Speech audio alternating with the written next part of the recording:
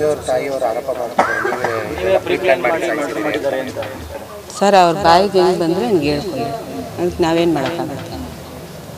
ಇದಕ್ಕೆ ಮುಂಚೆ ಎಲ್ಲ ಗಲಾಟೆ ಅಲ್ಲ ಮರ್ಡ್ರ್ ಮಾಡೋ ಹಂಗಿದ್ದಿದ್ರೆ ಬೇರೆ ಮನೆ ಮಾಡಿ ನಾವು ಇಡೋ ಅಂಥ ಪರಿಸ್ಥಿತಿ ಏನಿರಲಿಲ್ಲ. ಕಿರುಕುಳ ಕೊಡ್ತಾ ಇದ್ವಿ ಸರ್, ಏನು ವರದಕ್ಷಿಣೆ ಕೊಡ್ತಾ ಇದ್ವಾ, ಇಲ್ಲ ನೀನೇನ ನಿಮ್ಮ ಅಪ್ಪನ ಮನೆಯಿಂದ ಆಸ್ತಿ ಎತ್ಕೊಂಬ ನಮ್ಗೆ ಸೈಟ್ ಕೊಡು ಇನ್ನೊಂದು ಕೊಡು ಅಂತ ಇದ್ವಾ, ಏನು ಕಿರುಕುಳ ಕೊಡ್ತಾ ಇದ್ವಿ ಹೇಳ್ರಿ ಸರ್? ನಾವು ಮಾಡಿದ್ರೆ ನಾವೇ ಹೋಗಿ ಕೂತ್ಕೋತಿದ್ವಿ.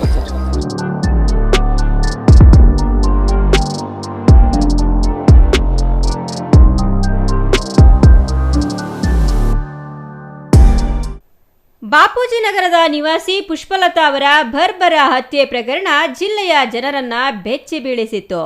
ಮಧ್ಯರಾತ್ರಿ ಮನೆಗೆ ನುಗ್ಗಿ ಅಪರಿಚಿತರು ಕೊಲೆ ಮಾಡಿರಬಹುದೆಂಬ ಅನುಮಾನಗಳು ವ್ಯಕ್ತವಾಗಿದ್ವು. ಆದರೆ ಘಟನೆ ಕುರಿತು ತನಿಖೆ ಕೈಗೊಂಡ ಪೊಲೀಸರಿಗೆ ಕುಟುಂಬದವರ ಮೇಲೆಯೇ ಅನುಮಾನ ಮೂಡಿತ್ತು.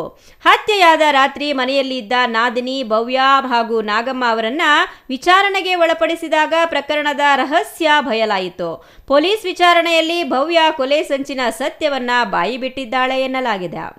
ಪ್ರಕರಣದಲ್ಲಿ ಮೃತಳ ಅತ್ತೆ ವಿಜಯಲಕ್ಷ್ಮಿ ಪ್ರಮುಖ ಆರೋಪಿಯಾಗಿದ್ದು, ಸೊಸೆಯ ಹತ್ಯೆಗೆ 1 ವರ್ಷದಿಂದಲೇ ಸಂಚು ರೂಪಿಸಿದ್ದಳು ಎಂದು ಮಾಹಿತಿ ತಿಳಿದು ಬಂದಿದೆ. ವಿಜಯಲಕ್ಷ್ಮಿ, ನಾಗಮ್ಮ, ಭವ್ಯ ಹಾಗೂ ಭವ್ಯಾಳ ಸಹೋದರ ಸಂಬಂಧಿ ಲೋಹಿತ್ ಕುಮಾರ್ ಅಲಿಯಾಸ್ ಲುಲ್ಲು ಎಂಬಾತ ಸೇರಿ ಕೊಲೆ ನಡೆಸಿ ಬಳಿಕ ದಾರಿ ತಪ್ಪಿಸುವ ಕತೆ ಹೆಣೆದಿದ್ದರು ಎನ್ನಲಾಗಿದೆ. ಆದರೆ ಪೊಲೀಸ್ ತನಿಖೆಯಲ್ಲಿ ಎಲ್ಲಾ ಸತ್ಯಾಂಶಗಳು ಬಹಿರಂಗಗೊಂಡಿದ್ದು 4 ಆರೋಪಿಗಳು ಇದೀಗ ಜೈಲು ಸೇರಿದ್ದಾರೆ. ಎಲ್ಲರಿಗೂ ನಮಸ್ಕಾರ. ಕಳೆದ ವಾರಲ್ಲಿ ನಮ್ಮ ಚಿಕ್ಕಬಳ್ಳಾಪುರ ಟೌನ್ ಲಿಮಿಟ್ಸಲ್ಲಿ ಒಂದು ಮರ್ಡರ್ ಕೇಸ್ ರಿಪೋರ್ಟ್ ಆಗಿತ್ತು. ಈ ಮರ್ಡರ್ ಕೇಸಲ್ಲಿ ಒಬ್ಬರು ಲೇಡಿ ಪುಷ್ಪಲತಾದು ಮರ್ಡರ್ ಮಾಡಿದ್ದಾರೆ. ಅಲ್ಲಿ ಫ್ಯಾಮಿಲಿ ಮೆಂಬರ್ಸ್ದು ಇನ್ವಾಲ್ವ್ಮೆಂಟ್ ಇತ್ತು. ಬೇಸಿಕ್ಲಿ ಅವರು ಫಸ್ಟ್ ಅದನ್ನು ರಾಬರಿ ಥರ ತೋರಿಸಿಗೆ ಪ್ರಯತ್ನ ಮಾಡಿದ್ದಾರೆ, ಆ ಥರ ಸೀನ್ ಕ್ರಿಯೇಟ್ ಮಾಡಿದ್ದಾರೆ. ಆಮೇಲೆ ನಾವು ಎಲ್ಲ ಇಂಟರ್ಗೇಷನ್ ಮಾಡಿಕೊಂಡು ಎವಿಡೆನ್ಸ್ ಕಲೆಕ್ಟ್ ಮಾಡಿಕೊಂಡು ಸ್ಟಾರ್ಟಿಂಗಲ್ಲಿ ಫಸ್ಟ್ ಡೇ ನಾವು 2 ಜನಗೆ ಅವ್ರದ್ದು ಸಿಸ್ಟರ್ ಇನ್ ಲಾ ಯಾರು ಡಿಸೀಸ್ಡ್ ಇದ್ದಾರೆ, ಪುಷ್ಪಲತಾ ಅವ್ರದ್ದು ಸಿಸ್ಟರ್ ಇನ್ ಲಾ ಭವ್ಯ ಮತ್ತು ಇನ್ನೊಬ್ಬರು ಅವ್ರದ್ದು ಫ್ರೆಂಡ್ ಲಲ್ಲು, ಈ 2 ಜನಗೆ ನಾವು ಫಸ್ಟ್ ಡೇ ಅರೆಸ್ಟ್ ಮಾಡಿದೆ. ಆಮೇಲೆ ಇವ್ರದ್ದು ಕೂಡ ಇಂಟರ್ಗೇಷನ್ ಟೈಮಲ್ಲಿ ನಮಗೆ ಬೇರೆ ಬೇರೆ ಆ್ಯಂಗಲ್ಸ್ ಕೂಡ ಗೊತ್ತಾಯಿತು. ನಾವು ಕ್ವಶನ್ಸ್ ಮಾಡಿದ್ದೀವಿ. ಬೇಸಿಕ್ಲಿ ಆ ಮನೆಯಲ್ಲಿ ಒಬ್ಬರು ಅಜ್ಜಿ, ಇವ್ರದ್ದು ಭವ್ಯದು ಅಜ್ಜಿ ಕೂಡ ಮಲಗಿದ್ದು. ಅವರು ಹೇಗೆ ಡೋರ್ ಓಪನ್ ಆಯಿತು, ಯಾವುದು ಫೋರ್ಸ್ಡ್ ಎಂಟ್ರಿ ಇರಲಿಲ್ಲ, ಈ ಥರದ್ದು ಎಲ್ಲ ಕ್ವಶನ್ಸ್ ಕೇಳಿದಾಗ ನಮಗೆ ಈ ಥರ ಗೊತ್ತಾಯಿತು ಕಿ ಫ್ಯಾಮಿಲಿ ಮೆಂಬರ್ಸ್ದು ಕೂಡ ಇನ್ವಾಲ್ವ್ಮೆಂಟ್ ಇದೆ. ಈ ಕೇಸಲ್ಲಿ ನಾವು ಭವ್ಯದು ತಾಯಿ ವಿಜಯಮ್ಮ ಮತ್ತು ಅವರದು ಅಜ್ಜಿ ನಾಗಮ್ಮ, ಈ 2 ಜನಗೆ ಕೂಡ ಅರೆಸ್ಟ್ ಮಾಡಿದ್ದೀವಿ. ಸೊ ಈ ಕೇಸಲ್ಲಿ ಬೇಸಿಕ್ಲಿ ಗ್ರ್ಯಾಂಡ್ ಮದರ್ ಮತ್ತು ಡಾಟರ್, ಈ 3 ಜನ ಅರೆಸ್ಟ್ ಆಗಿದ್ದಾರೆ. ಜೊತೆಗೆ ಹೊರಗಡೆಯಿಂದ ಯಾರು ಬಂದು ಈ ಆಫೆನ್ಸ್ ಮಾಡಿದ್ದಾರೆ ಅವರಿಗೆ ಕೂಡ ಅರೆಸ್ಟ್ ಮಾಡಿದ್ದೀವಿ. ಇನ್ನು ಪುಷ್ಪಲತಾ ಹಾಗೂ ಭರತ್ ಅವರ ವಿವಾಹದ ಬಳಿಕ ಕುಟುಂಬದಲ್ಲಿ ನಿರಂತರ ಕಲಹ ನಡೆಯುತ್ತಿತ್ತು ಎನ್ನಲಾಗಿದೆ. ಮಕ್ಕಳಾಗದ ವಿಚಾರವನ್ನ ಮುಂದಿಟ್ಟುಕೊಂಡು ಪುಷ್ಪಲತಾಗೆ ವರದಕ್ಷಿಣೆ ಕಿರುಕುಳ ನೀಡಲಾಗುತ್ತಿತ್ತು ಎಂಬ ಆರೋಪವೂ ಕೇಳಿಬಂದಿದೆ. ಈ ಸಂಬಂಧ ಪೊಲೀಸ್ ಠಾಣೆ ಮೆಟ್ಟಿಲೇರಿದ ಬಳಿಕ ಕುಟುಂಬದಿಂದ ಪ್ರತ್ಯೇಕವಾಗಿ ಬಾಡಿಗೆ ಮನೆಯಲ್ಲಿ ವಾಸಿಸುವಂತೆ ವ್ಯವಸ್ಥೆ ಮಾಡಲಾಗಿತ್ತು. ಮಗ ಭರತ್ ಸೊಸೆಯ ಮಾತು ಕೇಳುತ್ತಿದ್ದಾನೆ ಎಂಬ ಅಸಮಾಧಾನದಿಂದ ವಿಜಯಲಕ್ಷ್ಮಿ ಸೊಸೆಯ ಮೇಲಿನ ದ್ವೇಷವನ್ನ ಹೆಚ್ಚಿಸಿಕೊಂಡಿದ್ದಳು ಎನ್ನಲಾಗಿದೆ. ಇದೇ ದ್ವೇಷ ಕೊನೆಗೆ ಹತ್ಯೆಯ ಸಂಚು ಆಗಿ ರೂಪುಗೊಂಡಿದೆ ಎಂದು ತನಿಖೆಯಿಂದ ತಿಳಿದು ಬಂದಿದೆ. ಕೊಲೆ ನಡೆದ ದಿನ ವಾರ್ಡ್ನಲ್ಲಿ ಕರಗ ಮಹೋತ್ಸವ ಇದ್ದ ಕಾರಣ ಜನರ ಗಮನ ಬೇರೆಡೆ ಇರುತ್ತದೆ ಎಂದು ಲೆಕ್ಕ ಹಾಕಿ ಕೇರಳ ಪ್ರವಾಸದ ನೆಪದಲ್ಲಿ ಆರೋಪಿಗಳು ತಮ್ಮ ಸಂಚು ಜಾರಿಗೊಳಿಸಿದ್ರು ಎಂದು ಪೊಲೀಸರು ತಿಳಿಸಿದ್ದಾರೆ.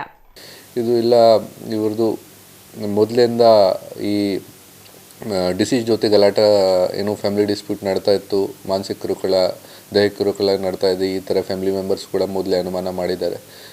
ಈಗ ಕೂಡ ಈ ಥರ ಹೇಳ್ತಾ ಇದ್ದಾರೆ ಕಿ ಓನ್ಲಿ ಈ ವಿಷಯ ಇಲ್ಲ ಕಿ ಗೋಲ್ಡ್ ಬೇಕಿತ್ತು ಎಕ್ಸ್ಟಾರ್ಷನ್ಗೋಸ್ಕರ, ಹಳೆ ವಿಷಯ ಕೂಡ ಇರಬೇಕು. ಇವ್ರ ಜೊತೆ ಮೊದಲಿಂದ ಗಲಾಟೆ ಇದೆಯಾ ಭವ್ಯ ಜೊತೆ ಅವರದು ಪುಷ್ಪಲತಾದು, ಈ ಕಾರಣ ಬಗ್ಗೆ ಇವರು ಪ್ಲ್ಯಾನ್ ಮಾಡಿ ಇದನ್ನು ಕಮಿಟ್ ಮಾಡಿದ್ದಾರೆ ಆಫೆನ್ಸ್. ನೋಡಿ, ವಿಜಯಲಕ್ಷ್ಮಿಗೆ ಕೂಡ ಗೊತ್ತಿತ್ತು ಕಿ ಇವರು ವಿಜಯಲಕ್ಷ್ಮಿಗೆ, ನಾಗಮ್ಮಗೆ, ಇವರೆಲ್ಲರಿಗೆ ಗೊತ್ತಿತ್ತು ಕಿ ಇವರು ಲಲ್ಲು ಇವತ್ತು ಇದನ್ನು ಬರ್ತಾರೆ. ಅವ್ರಿಗೆ ಫಸ್ಟ್ ಇವರು ಎಲ್ಲರೂ ಮಲಗಿದ್ದಾರೆ. ಆ ಟೈಮ್ಗೆ ಒಳಗಡೆಯಿಂದ ಡೋರ್ ಓಪನ್ ಮಾಡಿ ಇಟ್ಟಿದ್ದಾರೆ. ಅವ್ರಿಗೆ ಎಂಟ್ರಿ ಇವರೇ ಕೊಟ್ಟಿದ್ದಾರೆ. ಇವರ ಮುಂದೆ ಒಫೆನ್ಸ್ ಆಗಿದೆ. ವಿಜಯಮ್ಮ ಬೇರೆ ಮನೆಯಲ್ಲಿ ಮಲಗಿದ್ದಾರೆ, ಬಟ್ ಅವ್ರಿಗೆ ಕೂಡ ಗಮನಕ್ಕೆ ಇತ್ತು ಕಿ ಈ ಥರ ಎಲ್ಲ ಆಗಿದೆ.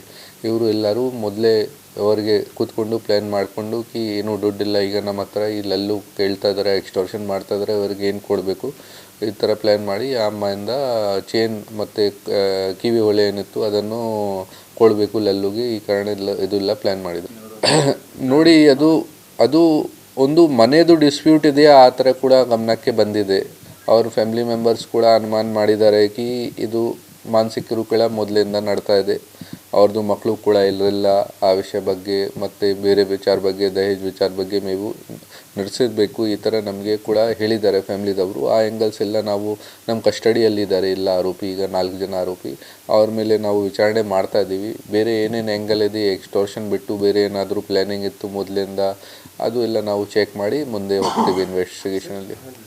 ಅವ್ರದ್ದು ಈಗ ಪ್ರೈಮಾ ಫೇಸಿ ಆ ದಿನ ಅವರು ಇರಲಿಲ್ಲ, ಮತ್ತು ಅವರು ಕೇರಳಗೆ ಹೋಗಿದ್ದಾರೆ ಟ್ರಿಪ್ಗೆ, ಆ ದಿನ ಅವರು ಇರಲಿಲ್ಲ. ತೋ ಅವ್ರ ಮೇಲೆ ಪ್ರೈಮಾ ಫೇಸಿ ಅನುಮಾನ ಇಲ್ಲ. ಬಟ್ ಈ ಮಾನಸಿಕ ಕಿರುಕುಳ ಈ ಹುಡುಗಿ ಮೇಲೆ ಮೊದಲಿಂದ ಆಗ್ತಾಯಿದೆ, ಫ್ಯಾಮಿಲಿ ಮೆಂಬರ್ಸ್ ಈ ಥರ ಕಂಪ್ಲೇಂಟ್ ಮಾಡಿದ್ದಾರೆ.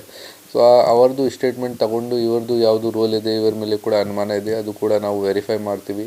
ಮತ್ತು ಇವರು ಯಾವಾಗ ಹೋಗಿದ್ದಾರೆ, ಇವರದ್ದು ಕೂಡ ಏನು ಲಲ್ಲು ಜೊತೆ ಕಾಂಟ್ಯಾಕ್ಟ್ ಇದೆ, ಅದು ಎಲ್ಲ ನಾವು ವೆರಿಫೈ ಮಾಡ್ತೀವಿ. ಆಮೇಲೆ ಇವರ ಮೇಲೆ ಅವಶ್ಯಕತೆ ಇದೆ, ಅವ್ರ ಮೇಲೆ ಕೂಡ ಕ್ರಮ ತಗೊಳ್ತೀವಿ. ಒಟ್ಟಾರೆ ಮದುವೆ ಸಂದರ್ಭದಲ್ಲಿ ನಿಮ್ಮ ಮಗಳು ನಮ್ಮ ಮಗಳು ಎಂದು ಹೇಳುವ ಕುಟುಂಬ ಮೌಲ್ಯಗಳ ನಡುವೆಯೇ ಇಂತಹ ಅಮಾನವೀಯ ಕೃತ್ಯ ನಡೆದಿರುವುದು ಸಮಾಜದಲ್ಲಿ ತೀವ್ರ ಚರ್ಚೆಗೆ ಕಾರಣವಾಗಿದೆ.